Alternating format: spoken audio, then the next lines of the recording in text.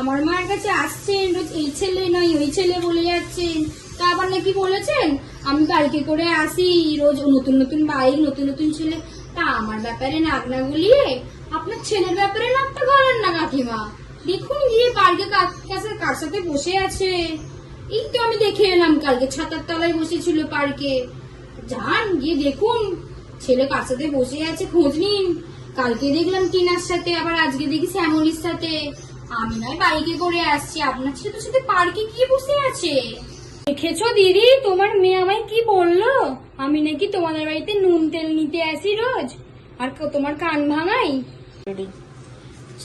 তোমার মেয়ে এই অপমানটা যে করলো, আমি তোর মায়ের মতো, বলো দিদি এই অপমানটা কি আমার প্রাপ্য? আমি আর এই অপমান নিতে পারছি না, আমি আর কোনোদিন আসবো না তোমাদের বাড়িতে। চললুম আজকে। যাচ্ছেন যখন নুনটা নিয়ে যান, চলে যাচ্ছেন নুনটা রেখে যান কাকিমা।